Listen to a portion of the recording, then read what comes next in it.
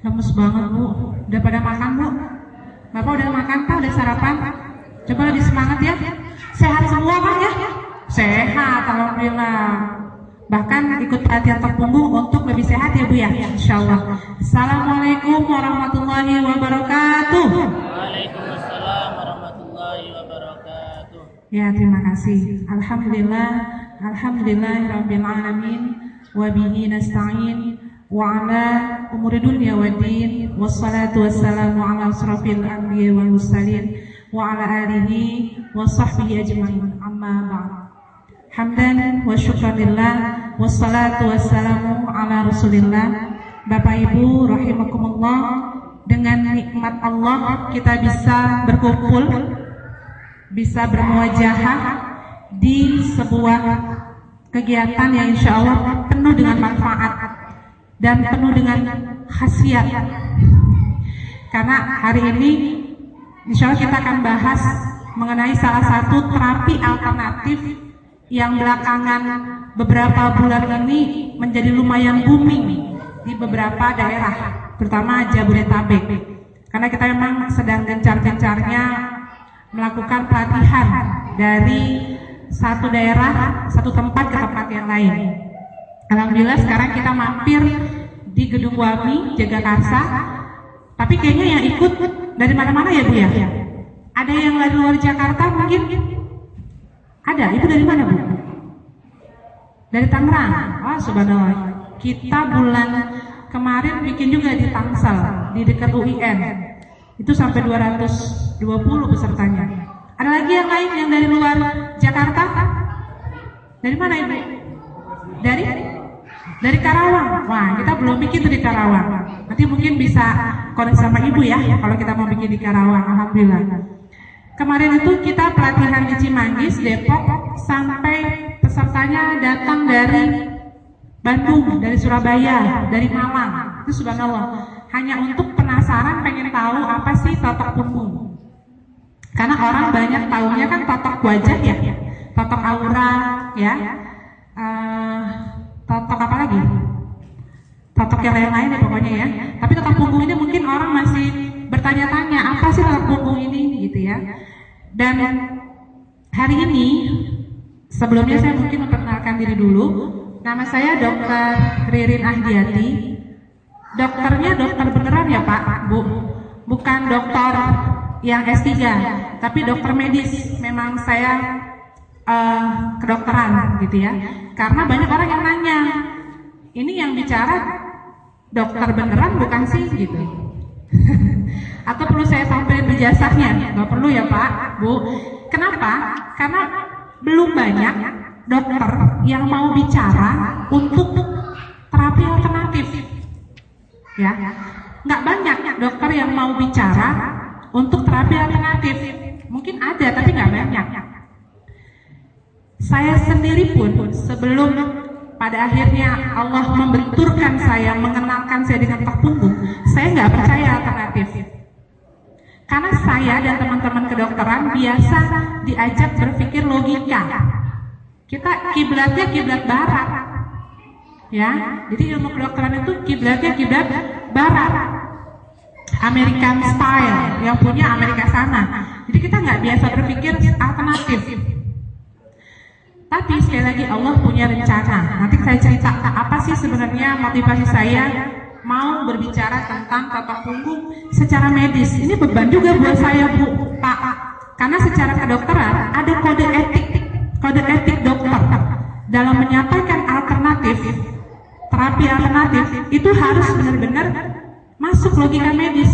Saya nggak berani berbicara di sini kalau saya tidak melakukan penelitian atau mencari literatur yang bisa menghubungkan totok punggung masuk akal secara medis. Jadi ini mempertaruhkan profesi saya juga sebenarnya. Tapi ntar saya cerita kenapa saya mau. Hari ini saya diberikan kesempatan oleh panitia untuk kita bahas tentang tinjauan medis tentang terapi totok punggung. Saya kebetulan juga di Iltizam Healthcare ya, yang baru disampaikan oleh suami saya. Kita buka layanan kesehatan, kita kombinasi antara layanan konsultasi dokter umum dengan ketok punggung. Dan subhanallah pasiennya dengan beraneka ragam penyakit banyak yang sudah mencoba terapi di tempat kami.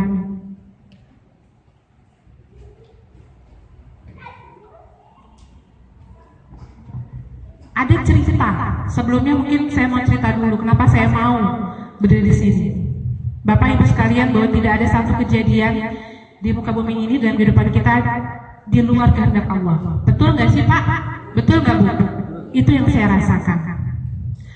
Takdir Allah mempertemukan saya dengan ketok punggung. Saya dulu nggak pernah percaya alternatif refleksi, apalagi tuh pijat-pijat apalah, saya nggak pernah percaya. Sampai satu saat di bulan April 2016, baru di tahun ini, bulan April 2016, Allah mengirimkan penyakit buat saya. Saat itu saya sedang pendidikan dokter spesialis di FKUI RSCM. Aduh, sedih banget rasanya, karena saya sedang membangun mimpi saya jadi dokter spesialis. Ternyata Allah mentakdirkan saya punya penyakit jantung genetik, namanya ARVD, Arrhythmogenic Right Ventricle Dysplasia. Ada yang orang medis nggak di sini? Apoteker, perawat, nggak ada? Bidan, perawat. Ada yang dokter nggak? Teman sejawat saya mungkin di sini ada? Nggak ada ya? Tuh kan nggak ada. Ada nggak yang dokter? Ada. Ah, Ibu dokter. Dokter apa Bu? Ada teman sejawat saya satu di sini. Betul nggak Bu kalau saya bilang teman-teman kita nggak begitu percaya alternatif ya Bu ya? Karena saya selalu ditanya ke teman-teman saya, emang bisa Rin lo sembuh dengan cara ketok punggung? Ya, kita cerita. Ketika itu saya sedang pendidikan dokter spesialis di FKUI RSCM. Keluhan saya sudah saya rasakan sejak kurang lebih 10 tahun yang lalu, tapi memang bertahap ya, tidak langsung berat. Awalnya berdebar-debar, tapi tanpa alasan. Kan kalau kita ketemu dengan debt collector, berdebar ya Pak? Ya, berdebar nggak? Kalau ketemu penagih utang, berdebar. Ketemu sama orang yang lagi kontrakan, uang sewa, berdebar nggak Bu? Berdebar. Panci belum dibayar, berdebar nggak? Berdebar. Tapi kalau saya berdebar tanpa alasan. Lagi tidur bisa berdebar, lagi rileks santai bisa berdebar, lagi sholat bisa berdebar. Awalnya saya pikir penyakit biasa, kemudian semakin kesini semakin sering muncul nyeri dada sebelah kiri. Saya pikir cuma aritmia biasa kali ya, cuma gangguan ritme jantung aja gitu ya. Saya berobat ke dokter mana-mana, iya aritmia biasa kok, ini kamu kecapean aja. Oh gitu ya Dok, kasih obat ya? Iya Dok. Ya saya kan orang medis, sama obat saya percayanya kan. Minum obat lah saya, tapi sampai satu titik obat itu tidak lagi berefek terhadap perasaan nyeri dada saya. Akhirnya ketika saya masuk pendidikan dokter spesialis, saya mulai sesak. Sesak itu luar biasa, naik tangga aja cuma 1 lantai, saya nggak kuat. Kok jadi sesek ya, saya bilang, oh kecapean kali, stres gitu ya. Tapi saya nggak berhenti sampai di situ. Saya cari tahu penyakit saya sampai akhirnya dokter di salah satu rumah sakit jantung pusat, mungkin tahu ya, di daerah sana, HK, rumah sakit HK, itu memvonis saya, menyuruh saya untuk melakukan pemeriksaan MRI kardio, MRI jantung. Akhirnya ketahuan lah, fungsi ventrikel kanan saya tinggal 37%, sedangkan ventrikel kiri saya masih 90%. Pantas saya sesek, karena fungsi jantung sebelah kanan diambil oleh sebelah kiri dan tinggal 37%. Dokter bilang kamu bisa mati kapanpun. Saya bilang, lah emang iya? Iya Dok, kan kullu nafsin dha'iqatul maut, kata Allah.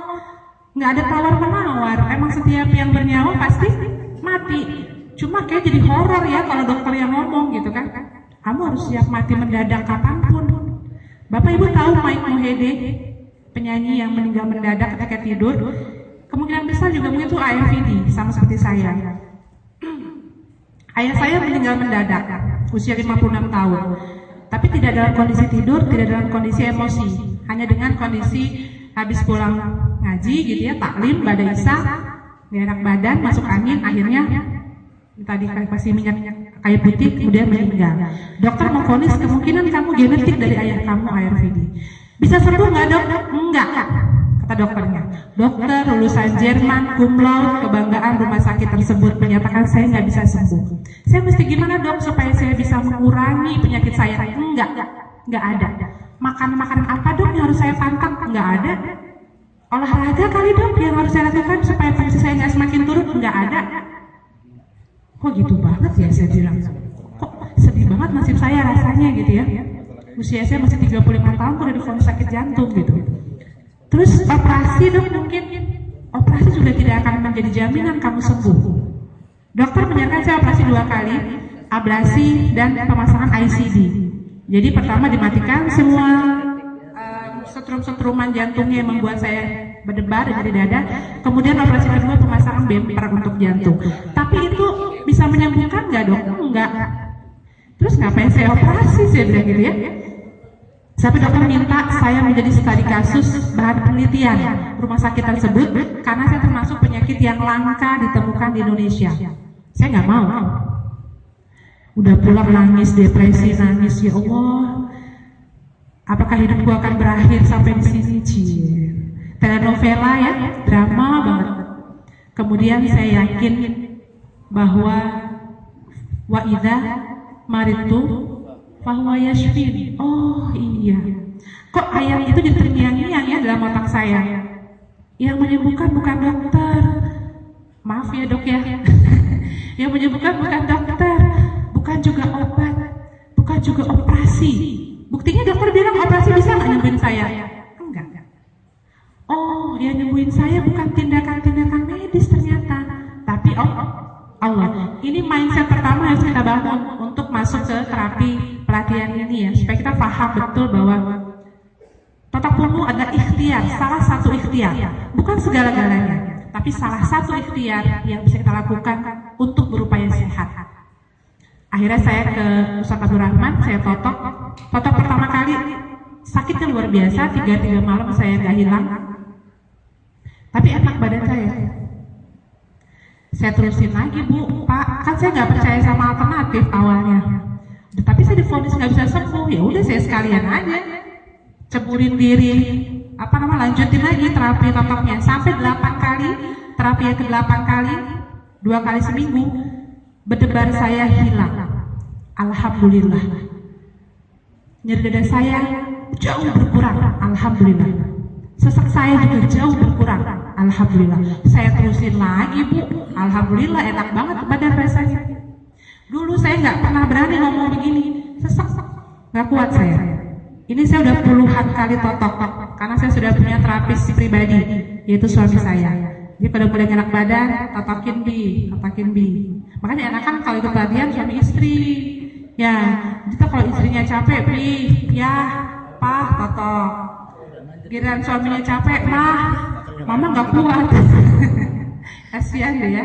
Jadi sesuatu yang tidak kamu sukai bisa jadi itu baik bagimu, dan sesuatu yang kamu suka bisa jadi itu buruk bagimu. Itulah ya takdir Allah kadang-kadang di luar kekuasaan kita. Akhirnya saya resign, Bu, Pak, saya nggak lanjut lagi sekolah spesialis karena nggak boleh sama dosen saya. Dokter sakit jantung kok mau sekolah spesialis? Tidak ada apa-apa di jalan, siapa yang tanggung jawab gitu ya. Akhirnya saya jadi dokter totok punggung. Saya jadi spesialis totok punggung. Nah, kenapa saya mau berbagi tentang totok punggung? Karena tadi pertama pengalaman pribadi saya sebagai pasien. Ini merupakan basic saya berani berbicara karena saya merasakan sendiri bagaimana khasiat dan manfaat totok punggung terhadap penyakit saya. Kemudian totok punggung ini dapat dijelaskan secara ilmiah. Wah, subhanallah deh. Jadi semakin dipelajari, semakin dibaca-baca, nyambung, ada korelasinya.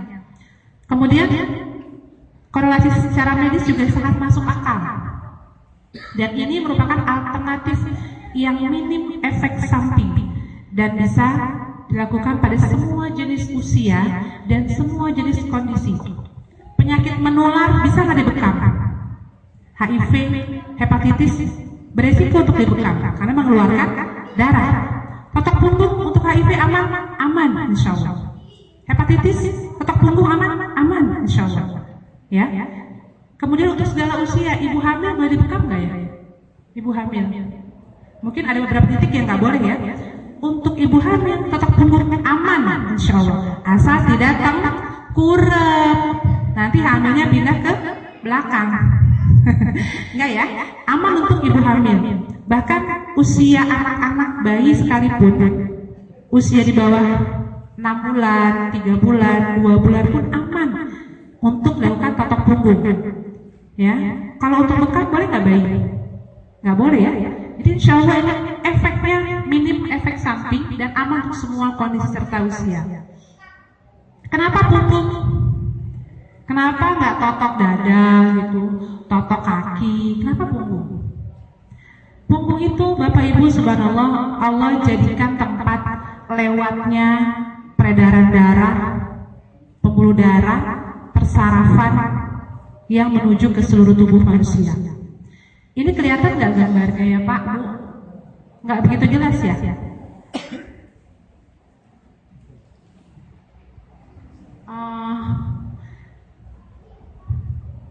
Ini yang nggak jelas ya kelihatannya ya.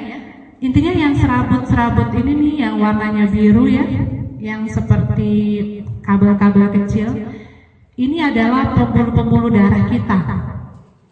Ya, ada yang kuning, ada yang biru. Ini adanya di punggung. Makanya totok punggung namanya. Karena pembuluh darah persarafan kita bertaut jalannya di punggung dan semua nyambung ke organ-organ tubuh kita yang lain. Kok sakitnya ginjal ditotoknya di punggung? Kok sakitnya vertigo ditotoknya di punggung? Semua masuk akal. Ini adalah peta yang menunjukkan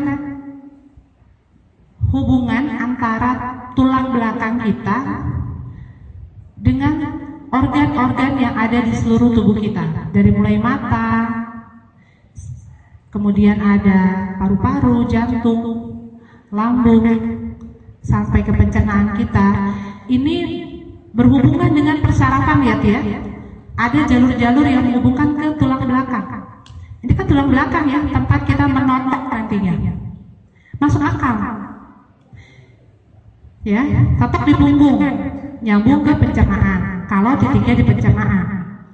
Totok di punggung, nyambungnya ke jantung kalau memang titiknya di titik jantung. Jadi memang sangat masuk akal. Ada peta-petanya menunjukkan hubungan antara punggung dengan organ-organ tubuh kita yang lain.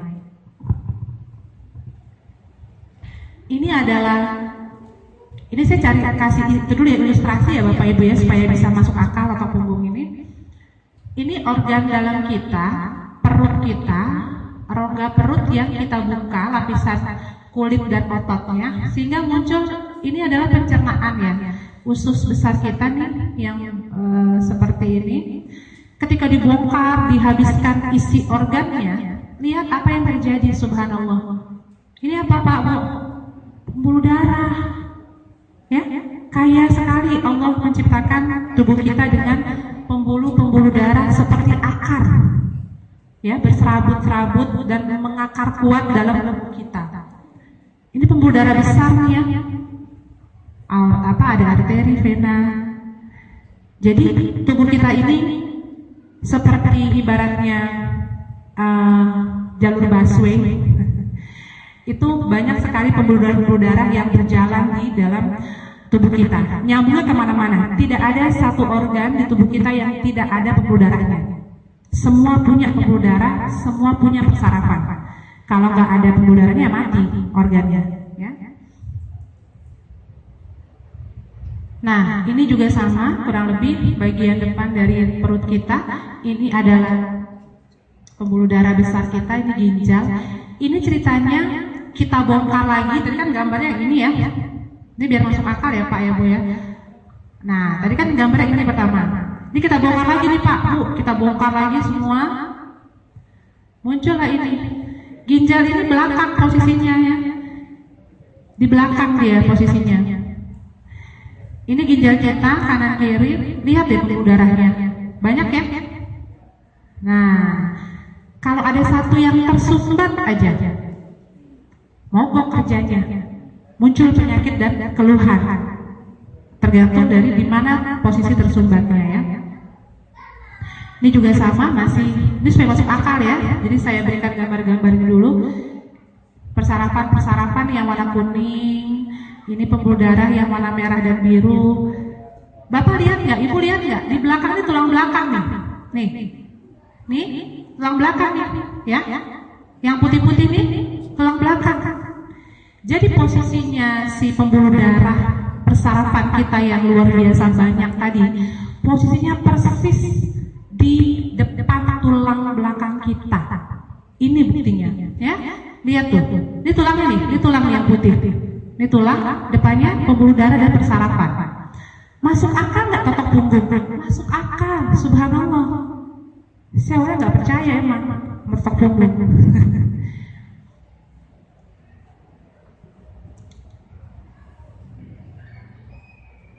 Nah, ini kurang lebih kita bahas tentang penyakit, penyebab dasar penyakit. Sebenarnya kenapa sih kita bisa sakit gitu ya? Batuk, pilek, migrain, hipertensi, gula. Ada beberapa kurang lebih penyebab dasar ya dari penyakit. Sumbatan ini yang paling banyak di pembuluh darah, macam-macam. Kalau sumbatannya di ginjal, ya keluhannya di ginjal. Sumbatannya di area kepala, di kepala keluhannya. Tapi saya yakin kayaknya tidak ada orang yang 100% terhindar dari sumbatan dalam tubuhnya. Saya yakin gak ada tuh orang 100% gak ada sumbatan. Pasti orang punya sumbatan, walaupun mungkin sedikit atau di tempat-tempat yang tidak terlalu vital, itu pasti ada sumbatan. Karena kita lifestyle-nya kan begini ya Bu, Pak. Beda sama zaman Rasulullah ya. Genetik. Ya tadi yang dokter memvonis saya sakit jantung genetik. Penyakit gula genetik juga, apalagi banyak penyakit genetik turunan dari orang tua atau leluhur di atasnya. Lifestyle ini yang paling banyak, pola makan, ya nggak sih Pak, Bu? Ya kan? Kan kita ini makan yang penting kenyang, bukan makan untuk sehat, tapi makan untuk kenyang. Pola makan ini banyak sekali pengaruhnya ke makanan. Ya, apalagi tidur malam kan lifestyle ya. Maaf ya, merokok kan juga lifestyle ya. Merokok juga banyak sekali efeknya terhadap tubuh kita. Kemudian psikis, stres, depresi, emosi, waduh berat nih. Orang yang suka marah-marah itu bisa deket dengan darah tinggi. Ya Bu ya, ya Pak. Yang sering stres, depresi, biasanya dekat sama penyakit mah, ya nggak sih? Lambungnya kumat, asam lambungnya naik gitu ya. Ada juga penyakit yang karena daya tahan tubuh, autoimmune disease ya, seperti apa? Misalkan HIV, tapi virus ya kalau HIV ya. Ada juga kayak multiple sclerosis, ada juga kayak lupus, ya, itu penyakit autoimun. Kemudian Guillain-Barré syndrome yang tiba-tiba lumpuh, itu juga daya tahan tubuh. Atau organisme lain, virus, bakteri, ini juga penyebab dari penyakit dan lain-lain. Ini bisa nggak diselesaikan dengan totok punggung? Bisa Pak, Bu. Jadi kondisi ini, Bismillah, bisa diselesaikan dengan totok punggung. Tapi kalau lifestyle, mohon maaf ya, itu harus masing-masing punya motivasi. Kalau psikis, masing-masing juga dong punya motivasi, ya enggak? Jadi memang kalau mau sehat harus aktif, tidak pasif. Setuju nggak Bu? Jadi jangan manja. Dok, saya minta obat, saya nggak stres, saya sehat seumur hidup, saya nggak pernah sakit. Dok, ada nggak obatnya? Ya nggak ada. Obatnya apa? Ya. Jadi kalau mau sehat, termasuk dengan totok punggung, harus ada kontribusi kitanya. Jaga psikis kita nggak stres, nggak sering marah, nggak depresi, ya kan? Jaga lifestyle kita, pola makan kita, istirahat kita. Jadi ada peran aktif dari individu kita. Ini kurang lebih penyebab sumbatan dalam darah ya, kolesterol, gula, kadar lemak, hipertensi, anemia, ataupun memang bawaan pembuluh darahnya yang karakteristiknya berbeda dan lain-lain. Ya. Kemudian ini contoh sumbatan dalam pembuluh darah. Tadi kita bahas tentang penyebab penyakit ya Bapak Ibu ya, salah satunya adalah sumbatan. sumbatan ini yang nanti yang akan kita coba urai dalam totok punggung. Makanya totok punggung itu ada periode jendela treatment. Semua kita totok dulu. Semua titik kita totok. Ini nggak ada fotonya ya. Jadi semua titik kita totok semua. Nanti baru finishing. Kita totok di fokus tempat-tempat yang memang menjadi sumber masalah. Dan punya dosis. Totok punggung itu punya dosis, sama kayak minum obat. Pernah nggak ibu minum obat sekali langsung sembuh? Nggak pernah ya bu ya? Antibiotik aja ada dosisnya. Mbak, bu, abisin ya antibiotiknya 5 hari. Jangan sampai nggak diminum. Ya, punya dosis. Totok punggung juga punya dosis. Saya punya pasien di klinik saya, pengapuran. Baru 3 kali terapi. Dok, kok saya nggak sembuh-sembuh sih dok? Ibu pengapuran berapa tahun coba? 10 tahun dok. Mau sembuh dengan terapi 3 kali, please deh. Ya, jadi ada peran aktif dari si pasien dan sabar. Nggak ada yang instan. Termasuk totok punggung juga nggak bisa instan. Ini contoh sumbatan di arteri atau pembuluh darah ke otak kita. Ya. Ini contoh yang kuning-kuning ini plak ya, atau sumbatan yang menghalangi aliran darah. Kebayang nggak Bu Pak? Kalau misalkan ini nih aliran darah nih yang merah-merah ini, pembuluh darah kita ini tersumbat, lancar nggak oksigen ke otak kita? Nggak ya? Kalau cuma sehari, 2 hari, seminggu, 2 minggu masih oke. Tapi kalau udah bertahun-tahun Pak, Bu, sumbatan semakin menebal, semakin kecil lewat aliran darahnya, semakin kurang oksigen yang dibutuhkan otak. Muncul di keluhan, kok saya jadi sering pusing ya, kok saya jadi sering kelayang-kelayang ya, kok saya jadi nggak nafsu ya buat aktivitas, belajar, nggak fokus ya. Nah, ini contoh sumbatan di pembuluh darah menuju ke otak. Kalau ini pecah, itu bisa pecah pembuluh darah atau stroke, itu karena ini misalkan sumbatan di sini, ya Pak ya Bu ya, di sumbatan. Otomatis kan yang di belakangnya ini kan nggak bisa jalan ya, karena tersumbat kan, terhalang oleh si sumbatan ini. Harusnya dia alirannya ngebut, tapi karena ada sumbatan, jadi dia tertahan. Lama-kelamaan dipicu dengan hipertensi, dipicu dengan kolesterol tinggi, dipicu dengan emosi, lagi marah nih, tiba-tiba pecah pembuluh darahnya, muncul stroke, perdarahan.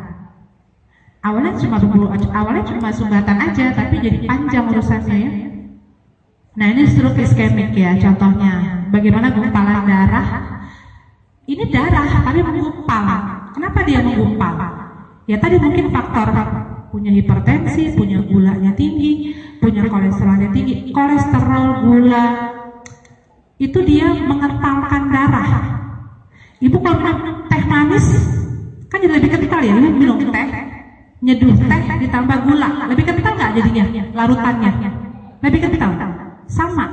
Ketika kadar gula kita tinggi dalam darah, itu mengentalkan darah, maka jalannya lebih lambat darahnya. Dia kental, ya kan? Ketika sudah ada sumbatan, darahnya jalannya lambat. Numpuk nggak? Nempel nggak darahnya lama-lama? Nempel, membentuk gumpalan, muncul gumpalan seperti ini.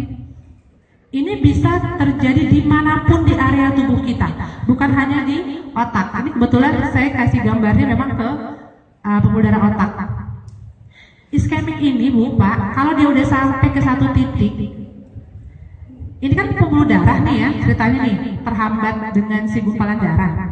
Dia punya tugas Pak Bu di otak, misalkan dia memperdarahi area bicara, memperdarahi area jalan atau tangan bergerak. Kalau itu tersumbat, bicaranya jadi bermasalah karena otak fokus untuk berbicaranya terhambat aliran oksigennya, nggak ada makanan, nggak tersuplai nutrisi, akhirnya muncul keluhan stroke ya, bisa lumpuh, bisa juga bicaranya terganggu dan lain-lain.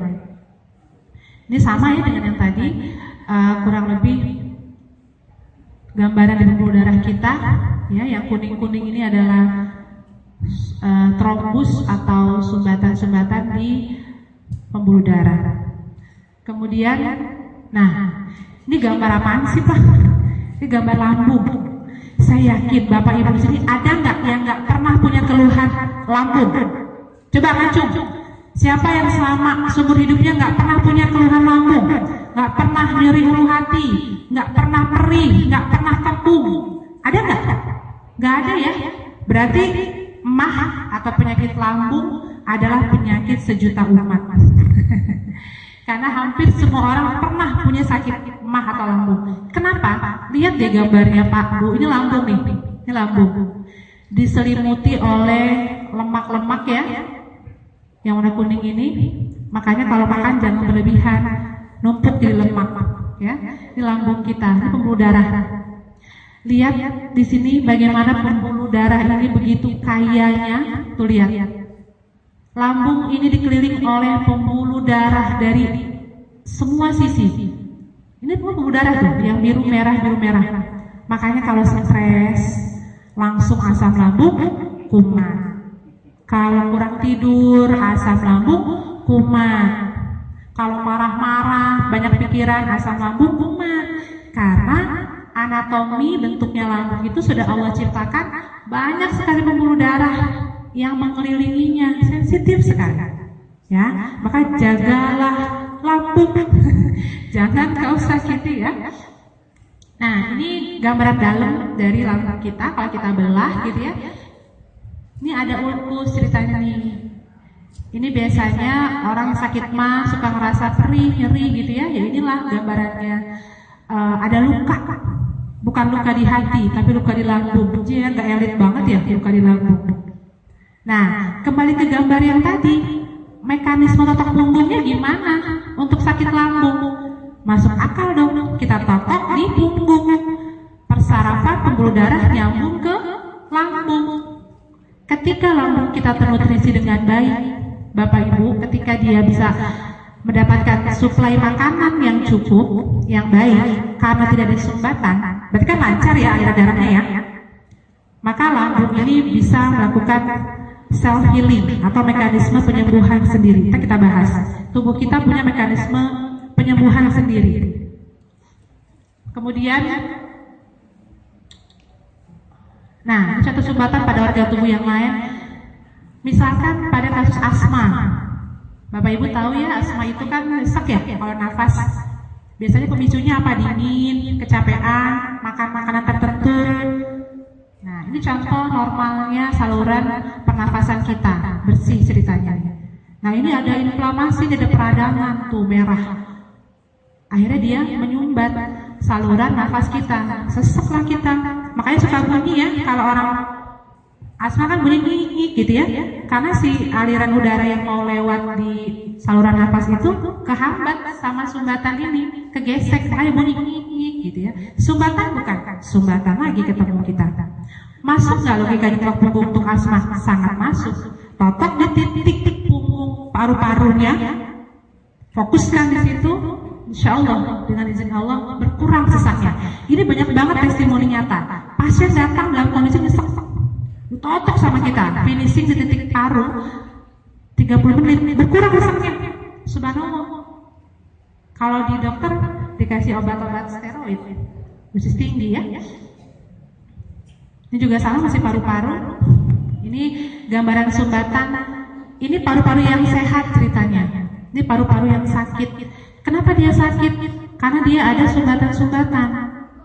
Sekali lagi, semua organ tubuh kita itu butuh asupan oksigen dan nutrisi untuk makanannya yang dibawa oleh melalui pembuluh darah.